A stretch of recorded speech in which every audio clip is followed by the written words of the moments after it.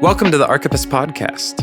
As members of Archippus, we want to encourage followers of Jesus to pursue the work God has called them to do. Jesus calls us to follow him, and in our call to follow, we receive a call to work. And we want every follower of Christ to recognize that they have already received a call to do good work for the kingdom of God. Our first episode, I'm joined by my co-host, Mason Powell. Hi, Mason. Hey, everyone. Hey, Alex. And if for some reason you're just joining in on our second episode, not our first, my name's Alexander Hildebrand. Mason and I are both pastors. I'm a pastor at a church here in Pennsylvania, and he is all the way over in Missouri. So we've been pastoring for a while now. Like, we're still young. We're not super young, but we've been doing it for a little bit. Speak enough for yourself. To think I'm we know young. enough. So yeah, this project is a project that the two of us have come together to put on to just encourage followers of Jesus to take up the work that God's called them to. You know, it's our hope that we would encourage people to really think about how God's giving them a job. He's giving them a mission. That mission is unique to every single different person. And that as Christ followers, we should wake up prepared to do good work on behalf of the kingdom of God.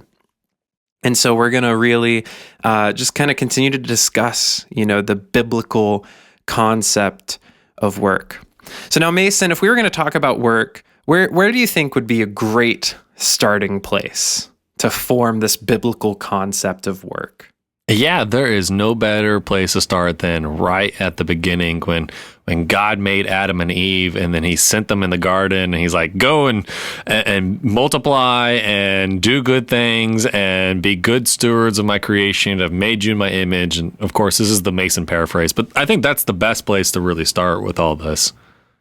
Yeah, I love Genesis 1 and 2. Like, I'm pretty sure every single time I preach, I come back and reference either Genesis 1, 2, or 3. It's in every sermon. I even point it out to people too. Like, I tell people, like if you listen to me, you are going to hear a reference to one of those 3 chapters in like every sermon. Just because the way that the Bible works, like those 3 chapters are so foundational to pretty much every single topic. Oh, yeah, absolutely. In fact, I used it this past Sunday when I was preaching. And I was preaching about a message on sex related to Ephesians chapter 5. And I referenced hey, we've been made in the image of God. And I brought up some negative examples, that the ways we've taken sex and just distorted it and hurt one another. And I was like, the basis of this is that we are not respecting the fact that another person is made in the image of God. Like, so I'm in the same boat with you. Like, everything kind of goes back to Genesis 1, 2, and 3. And it's everything from that moment on is about trying to get us back to Genesis 1, 2, and 3. And everything happening in Genesis 1, 2, and 3 is played out so many times throughout the Bible. It's kind of like one of those, if you want to fully understand what it means to be a disciple, to understand what the Bible is saying, like, you got to kind of understand Genesis 1, 2, and 3, because that, and like the only other story I can think of that has overlays as much as Genesis 1, 2, and 3 would be like the Exodus story, when God brings Israel out of Egypt. And it's like that story is all over the place as well. Yeah, so I think a good way to maybe frame the discussion for today, and this actually wasn't a part of our notes, but I'm going to call an audible here and frame our discussion this way. I think a perfect way would be to spend time looking at Genesis 1, spend time looking at Genesis 2, and then spend time looking at Genesis 3. Because all 3 of those chapters talk about this concept of work. So in Genesis chapter 1, we see how God is at work, right? That's like all Genesis 1. God is at work. He's a creative. He's actively working to create the universe. And then when we look at Genesis 2, we kind of zoom in on human beings, and we see how God has called human beings to work. God made human beings to reflect him, to image him, and so they're called to work as well. And then in Genesis 3, we kind of see how work becomes distorted, how it's cursed, and it becomes tainted in a lot of ways. And so I think as we develop this idea, this biblical concept of work, I think starting on the first 3 pages of the Bible is really key because it's forming a foundation of how we look at this topic. I like the fact that you just said that, of saying this is about forming a foundation, because this whole Archippus project is, as you already said beforehand, about answering the question that this God that we worship, that we see in Scripture, has a task for us. He has a purpose or a work for us, whatever terminology you want to use. And so for you who are listening, we've already said this in our last podcast, but if you happen to be joining in on this one, like, our goal with this project, from this podcast to all the future material that we're bringing up, is we want to help encourage you to fulfill the work that God has called you to do. And so this is a great idea of just starting out with the foundation of what was God's original intent behind our calling, our purpose, our work, that we see certainly starting out in Genesis chapter 1. Yeah, so let's start at Genesis chapter 1, everybody's, favorite memory verse. In the beginning, God created the heavens and the earth. So I really like to think through the lens of movies. Like, when I try to come up with illustrations for teaching or for sermons, like, my mind immediately goes to one of 2 places, either movies or music. And so in a movie, the way that a screenwriter, right, is going to write a script, or a director is going to make a movie, is they're essentially constantly giving you information about the characters. So typically, when you first start a movie, the very first scene that a character is in, that scene is going to educate the viewer on what that character is like. And so the Bible works in a very similar way. Like, when you open up to the very beginning, to the first page, the first thing you see about God is going to give you a picture of God. It's going to tell you about God. It's going to tell you what that God is like. And when we open the Bible, the very first thing we see that the biblical authors want us to know about God is that God is a God who creates. He's the creator. In the beginning, God created the heavens and the earth. And the biblical authors didn't stop there, right? They actually spend an entire page, right? The entire first chapter is all focused in on watching that God create. Just like this fascinating picture. Like, I love the first chapter of Genesis. It's so artistic in how it displays, like, God just speaking the universe into existence. I love it. And I think today, like, when we think about God and we think about, God's power, like, God could have just snapped his fingers and boom, everything's there, everything's going. But the biblical authors depict God's creating through 6 days. Right? And he's creating things kind of one at a time. It's through a specific order and a specific procedure. But I think one of the important aspects of that is that we get to sit and we get to spend time watching this creative God go about the work of making the universe. That it's something that God delights in doing. You get to the end of every day, and what does God say? It was good. Like, can you create this movie in your mind? Can you create the scene of God at work creating the universe? Like, he's working and making the universe. And he gets done with each day. And he sits back and he sees what he's made.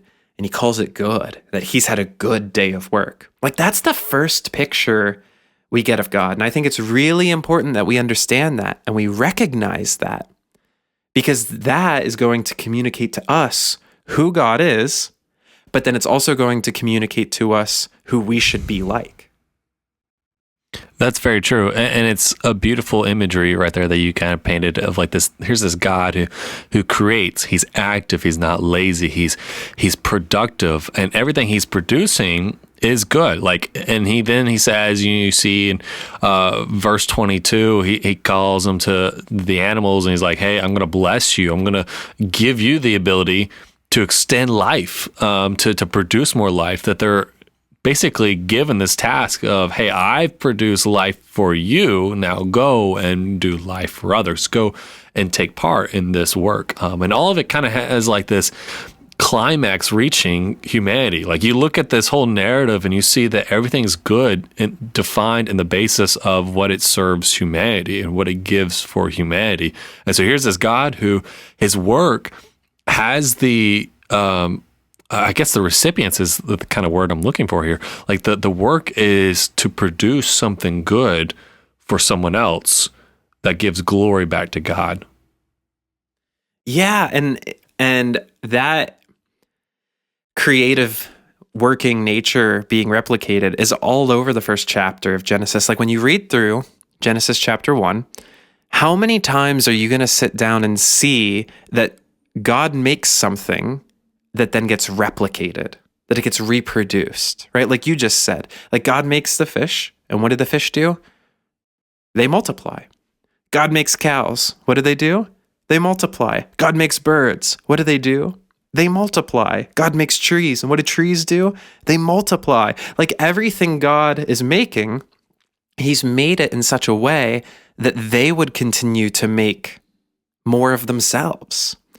And every aspect of creation is also serving a purpose in the universe. Like, I think you just mentioned this earlier, but, light has a purpose. The sun and moon, they have a purpose, right? They let us see. They give us warmth, right? It's crazy to think that if the earth was just like, I can't remember the exact metric, but if like the earth was a foot closer to the sun, like it would immediately throw everything off. Or if the earth was a foot further away from the sun, it would immediately throw everything off. Like, everything is just created in this perfect way to facilitate further creation of life. And that's a beautiful picture we get at the beginning. Oh yeah, I totally agree with that. And like I said, I come back to thinking about that. I'm like, man, the amount of detail and the amount of intricate work that God put in to create this stage, this platform, so to speak, for his drama to play out. We're still discovering, we're still uncovering facts about God's creation, and just still continuing to be wowed that there's this God. He just speaks this stuff into creation. He just makes this stuff. But I still come back to this awe of, wow, he did this for a purpose. Every little thing has a purpose. Everything little thing serves one another. Every little thing is healthy when they're working in tandem within their purpose for what God intended them to do. And all of it is about serving the rest of the community in some ways, whether that's in a grand cosmic scale or whether that's in a super microscopic scale, that God has designed everything he who works has designed everything to work together to give glory back to him. Yeah, exactly. So in this first page, we have a picture of a God who loves to make, who loves to create, who loves to do good work. We get a picture of creation, how it's designed in such a way that it also should be making and creating and working. And we also see that every aspect of creation is given purpose. Everything fits together perfectly. Everything is made in such a way that it's going to benefit the rest of creation. And we get all of that just from the first page. So let's kind of move on over to page 2 and zoom in on human beings and see, how does God call them to be good workers in this world that he's just made? Like, what does Genesis 2 have for us in forming this biblical concept of work or creation?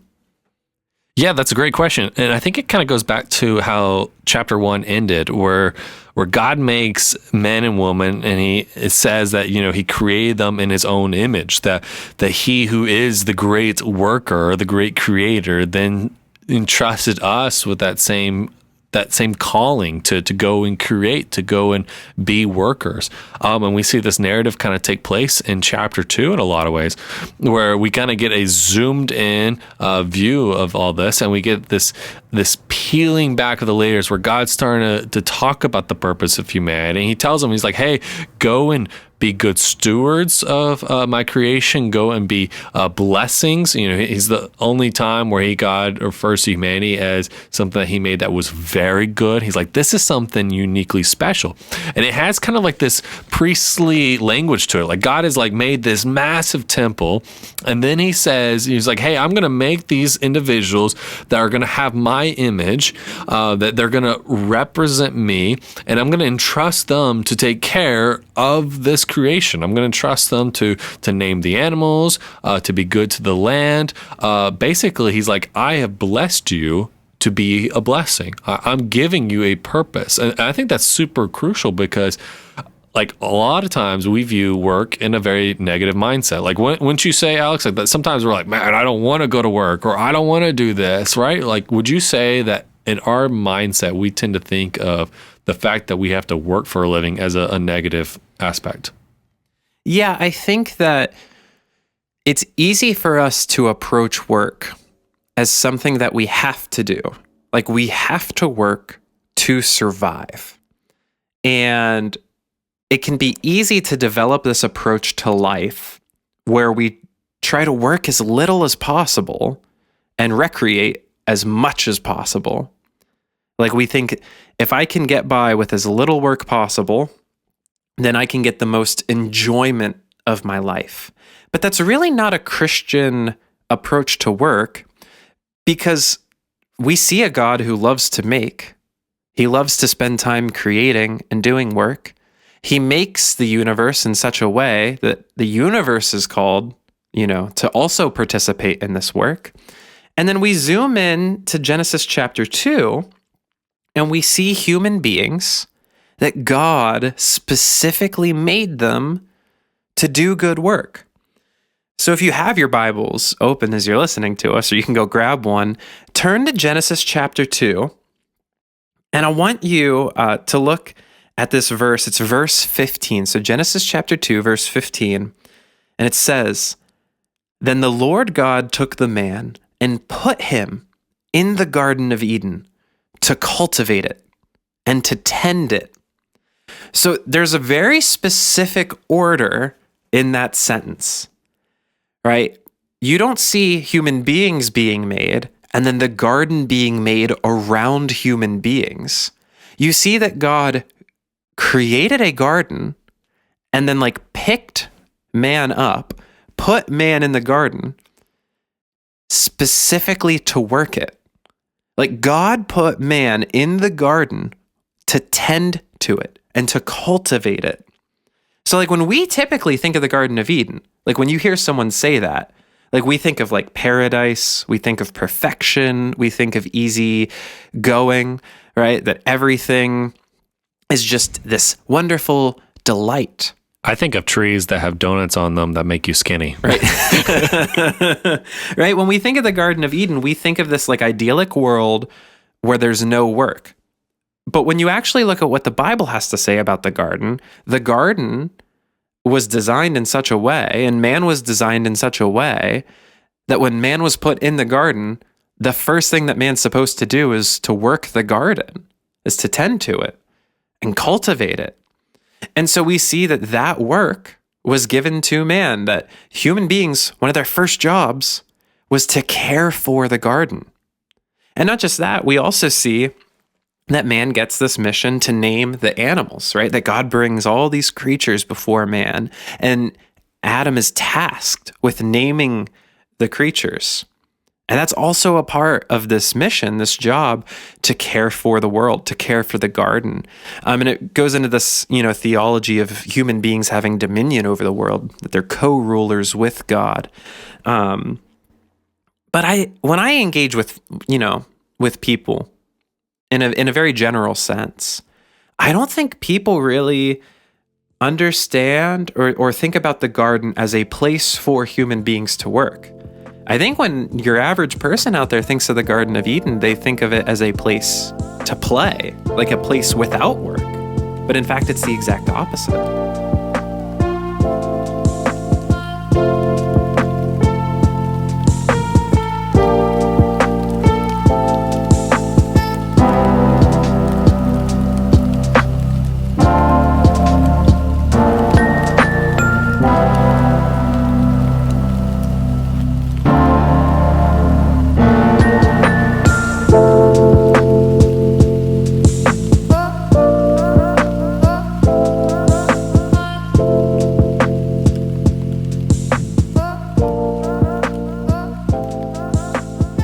makes me think of, so when I was younger, my dad and I, we were into trying to build this rat rod. If you're not familiar with that, that's like a hot rod, but for like rednecks and hillbillies and those who are super poor like ourselves, but really cool designs.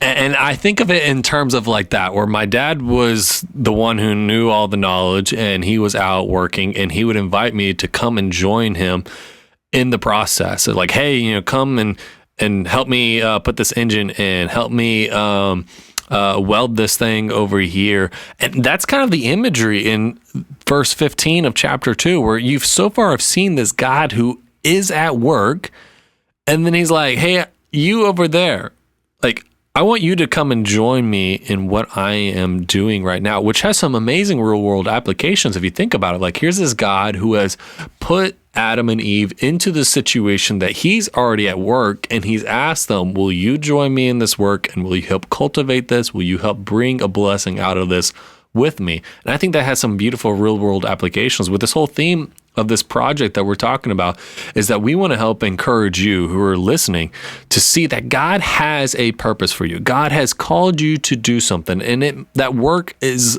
in a broad scope. And I say that because we don't know exactly what it is for each individual.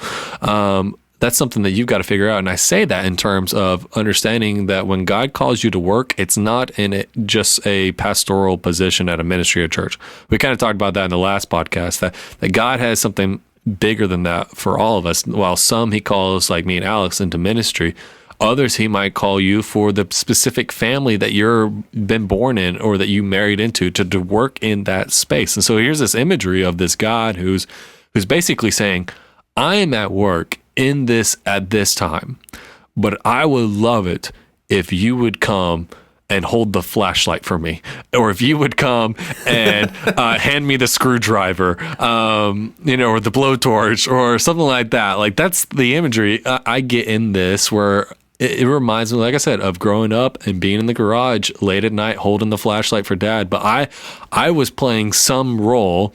He was doing all the heavy lifting.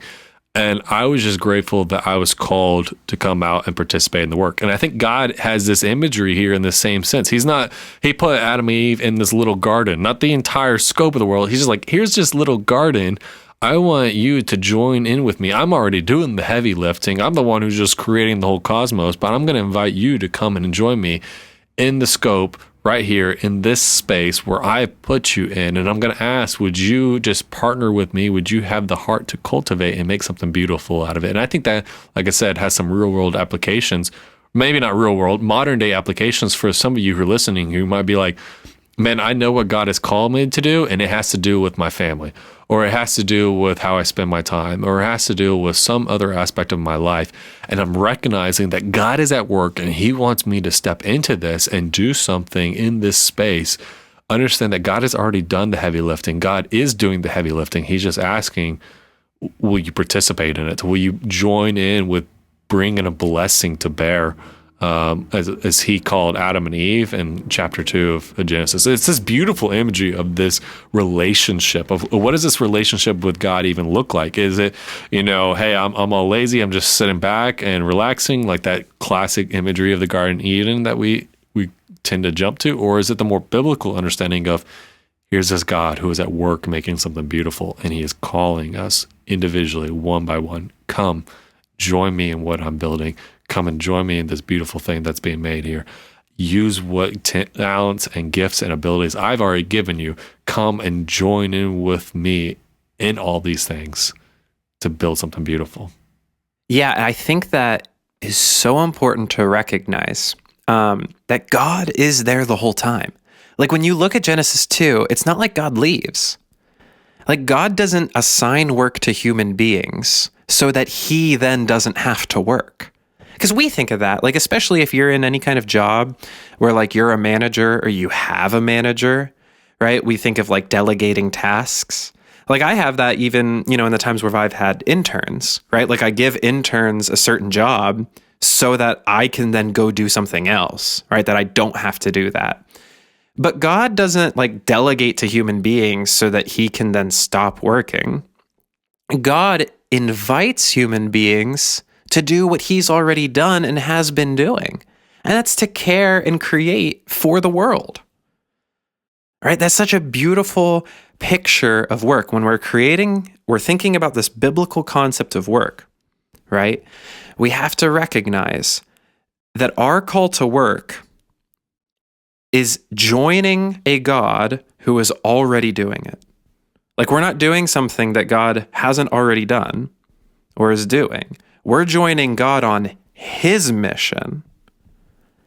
And when you think about your life and you think about the work that God has for you in your life through that lens, like, that changes everything. It gives a real divine purpose to the work that you do, that you're joining God in his mission that he's already doing, that he frankly can do without you, but that he chooses to invite us into that experience. I think if we think about work through that lens, work no longer is something that we want to avoid at all costs, but instead work becomes a grand delight.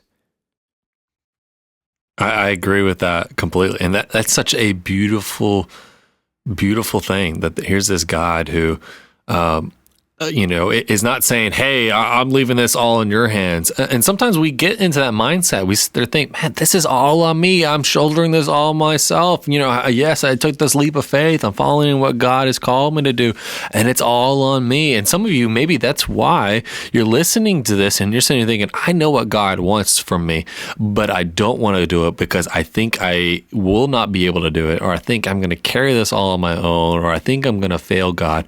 Like, God is asking you not to go and do something for him. He's asking you to come and join in with something he's already doing. And that's such a huge shift in our mindset of, even when we think, man, I'm doing something for God, in reality, it's not we're doing something for God. It's more of we're doing something with God, that we've come to join in with whatever he's doing. And that's the imagery here. And that's an encouraging message, because sometimes we can feel very alone. And sometimes we can feel like, man, this is all on my shoulders. Or sometimes we can just feel like there's no love here in this. And when we stop to think, God is not abandoned us, and he's not sent us off to do something aimless. He has called us to join in with what amazing work he is doing. There's no loneliness in that respect of this God is with us. As well as we can have the encouragement of knowing, if this God is with us, then therefore we know that this God loves us. Because as the New Testament tells us, God is love, and where God is, there's heaven, and there's so much we can go into this. But here's this imagery of this God who's basically saying, I will never leave you. I'll never forsake you. You are not alone. You are loved, and I'm here with you. And I want you to come and join me in this next journey that I have for you. And there's something beautiful we want to build through this, and we want you to come be a part of it. But that's this beautiful imagery we're seeing in chapters 1 and 2 of Genesis. But Alex, let me ask you, unless you got more to say about this, let me ask you. Well, I was going to say, before you ask me whatever you're going to ask me, dude, you found our preacher statement for the day.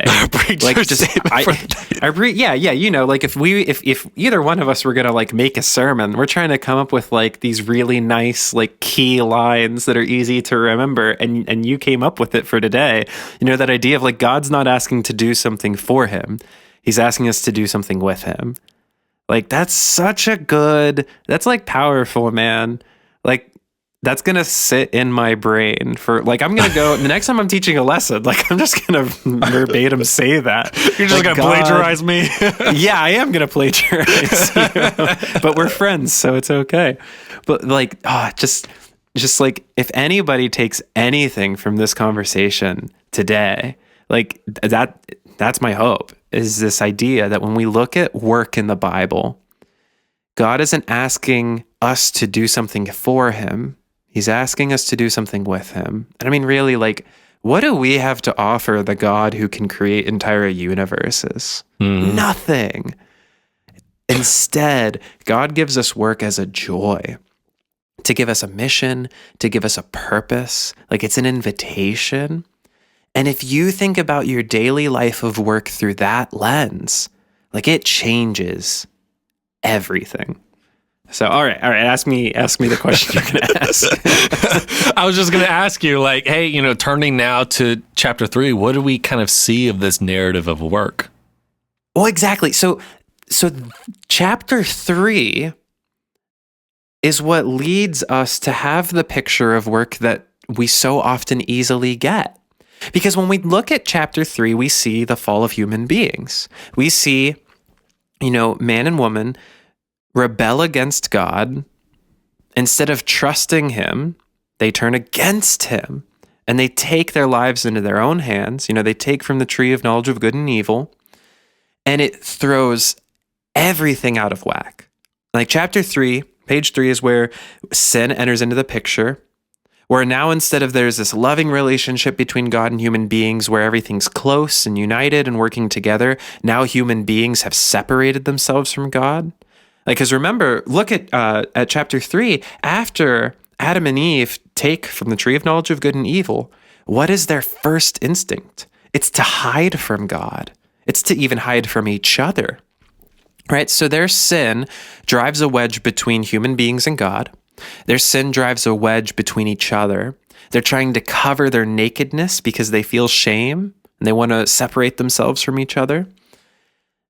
And that immediately impacts their work to the point where when you read the curse section of Genesis chapter 3, like God is essentially telling human beings, like, this is the consequence of how you rebelled against me.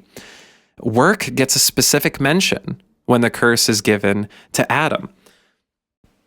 And let me pull this up here because I want to read it like verbatim, from the text. Yeah, while you look that up, let me go ahead and say something that's just beautiful that I've been chewing on or reflecting on for a while now, is God's response to that failure. You mentioned the curse and you mentioned, this broken relationship, and I know you're going to read it here in a minute, but God's first response was right after, Adam and Eve, they start to hide from each other. They run from God. They tried to cover themselves in fig leaves. God's first response was to ask, why did you run from me? Like, where are you going? Like, here's this God who, remember, he's calling us to join in with him.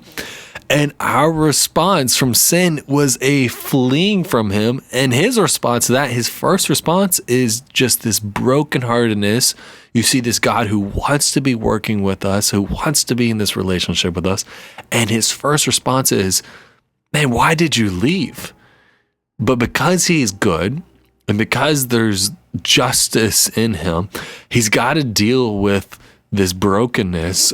And there's going to be some consequences. And you go ahead and read it now, Alex, because I know what you're about to read. Go ahead and read it for us.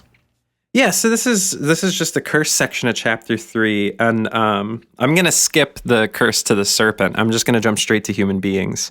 So in verse 16, so Genesis 3:16, we have God's speech to Eve, to the woman. It says, "To the woman he said, I will greatly multiply your pain in childbirth. In pain you shall deliver children. Yet your desire will be for your husband, and he shall rule over you." And then to Adam, he said, "Because you have listened to the voice of your wife, and have eaten from the tree about which I commanded you, saying, you shall not eat from it, cursed is the ground because of you. With hard labor you shall eat from it, all the days of your life. Both thorns and thistles shall grow for you, yet you shall eat the plants of the field. By the sweat of your face you shall eat bread until you return to the ground, because from it you were taken. For you are dust, and to dust you shall return." Right? So most of this curse, right, the consequences for human beings' sin is that the work, the mission that they were given is now incredibly far more difficult because their relationship with God, right, has been tarnished. Because human beings have removed themselves from the presence of God, they've run from him. And you see that in a very full sense when they get removed from the Garden of Eden, right? Because human beings have separated themselves from God and are fleeing him and turned against him, the work that God has made them to do is incredibly far more difficult. You know, the work of Eve, of bearing children and producing children, that is painful. The work of Adam, having to work the ground, to get food, that is now difficult. He's got to sweat for it, right? The picture of work before in the garden was that it was work, but it wasn't like destructive work. That work didn't come with a cost. But now, the basic work of providing food, the basic work of reproduction, of having children, now that comes with a cost. It comes with pain. It comes with sweat, right? And so now we live in this world where often work is hard. Like, there are plenty of times where work is not fun. It comes with a cost. And that's not the fault of work. That's the fault of when we have this improper relationship with God, that when we've run away from him, that's the real result of this painful work. Yeah, there's something in that kind of speaks to why it is so difficult sometimes to do good. Or when you're trying to do good things in this world, why it always feels like, man, I just took one step forward, one step back.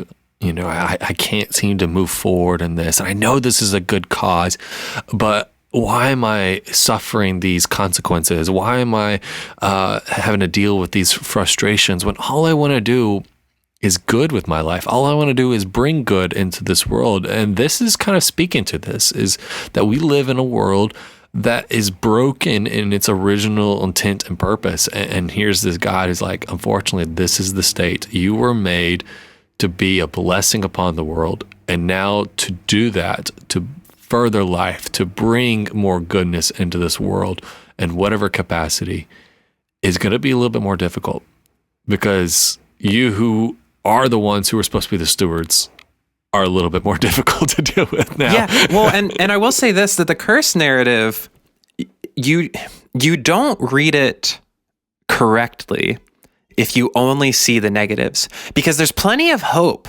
in the curse section as well. Like, there is, the proto-evangelium with the message to the serpent, but there's also good news about work, right? Because Adam and Eve don't get fired, right, from their jobs. They do get removed from the garden, but like the general mission of working and caring for the earth, having dominion over the earth, right, and reproduction, like they maintain all of that mission and purpose. Oh yeah, he's like not when like, we think of, he's not like, hey, I'm taking the image of God from you and I'm removing you of having purpose as created beings or anything. Like, he doesn't do that. Like, he just says, but like this is when more we think about work today, like I think about, I have a job, right? And if I don't do my job right, like I'm going to get fired. Like, we think of losing our job as the consequence of not doing the job well, not doing it right.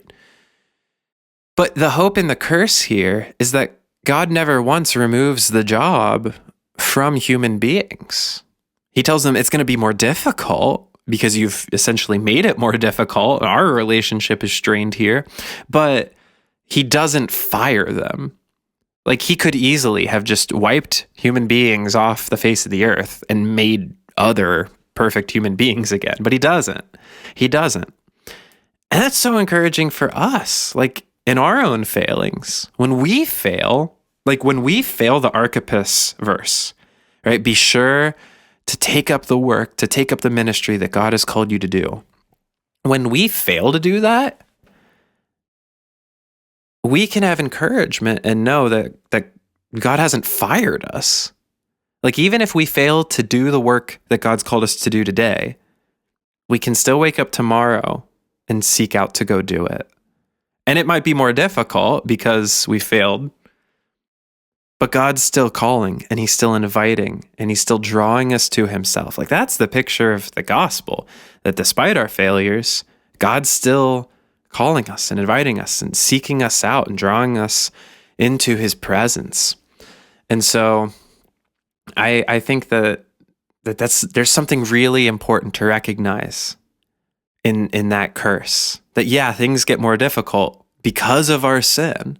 Our work can become far more difficult, can become unpleasant.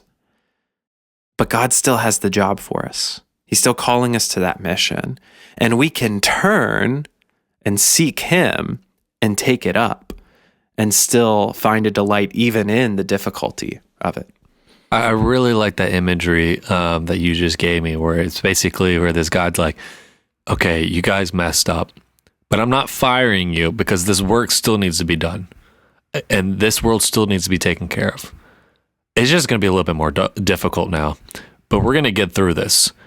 And you kind of see this if you track the rest of the next few chapters of Genesis, where here's humanity. They just kind of the whole Bible. But yeah, the whole Bible. But like, yes, certainly the whole Bible.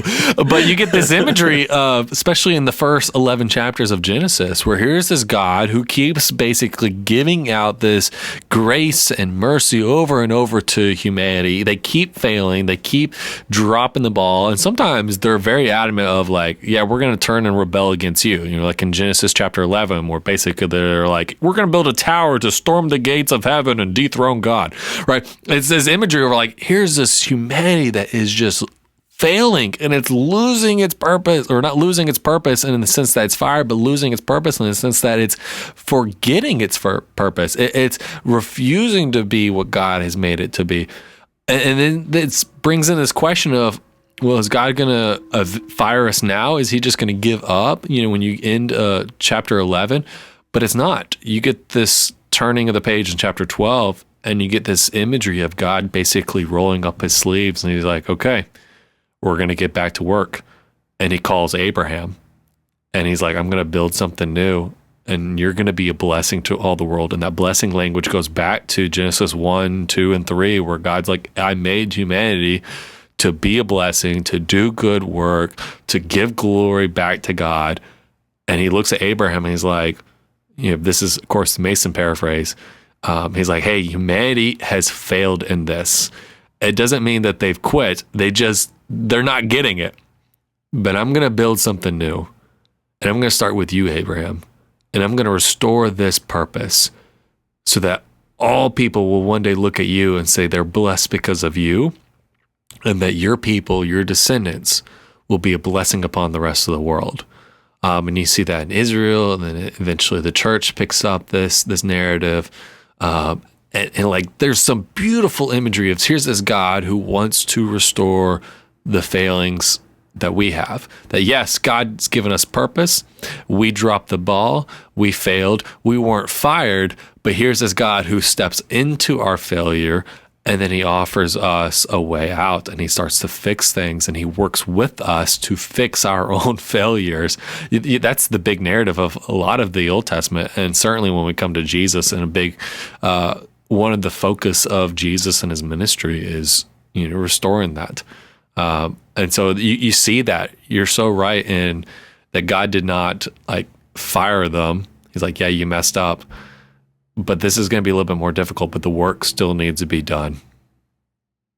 Yeah, and I think the same can be said about us today. Like, if you are breathing, like if you are alive, like that is an opportunity for us to turn, to seek God again, and to take up the work that he's called us to do, to take up the mission that he's given us. You can say that in a broad sense of just, you know, the character of your life, like the fruit of the Spirit. But you can also use it in a very specific sense of what specific mission, what specific work is God given you. And maybe you haven't been working at it. Maybe you haven't taken it up. But if you are alive, like if you still have breath in your lungs, then you can know that God hasn't fired you, but he's given you a new day. And in that new day and that new opportunity, we can turn and seek him and receive, you know, the grace and mercy that comes through the person of Jesus. And I think that that's a great way to end today's discussion, just to go back and give some bullet points. You know, when we look at Genesis 1, we see that God is a God who loves to work. He loves to create and make, and he's made every part of this universe with purpose and with mission. When we look at Genesis 2, we see that God has created human beings, and he put human beings in the garden to work it, to cultivate it, and to tend it. He's given human beings a mission. And even when they've sinned and rejected that mission, they've rejected God, God doesn't fire them. He does recognize it's going to be a bit more difficult now, but he still continues to call them to do that work with him. And the same can be said for our lives today. So I think that's all it for today. Mason, it's been a delight to talk to you just about all this. I'm excited to see where our conversations go in the future as we continue to develop this biblical picture of work, how it connects with this Archippus statement in Colossians. Oh, yeah. And what were you going to say? Oh, no, I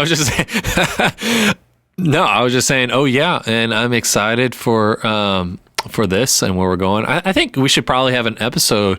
It's too late now. This would be too long of an episode, but maybe one of just kind of talking about work in a, I don't want to say post-Christ. That sounds really bad, and that's not biblically true. But a post-resurrection. What does work look like now in a post-resurrection Post-ascension. world? Post-ascension. That's a good word. Post-ascension. What does work look like now? Yeah, essentially? because we kind of looked at just Genesis 1, 2, and 3, and I think it'd be a good conversation to say, okay, if Jesus has kind of restored things and restored the potential for a future restoration, what does work look like now in a post-resurrection, post-ascension community of Jesus followers? I think that'd be a good podcast to do.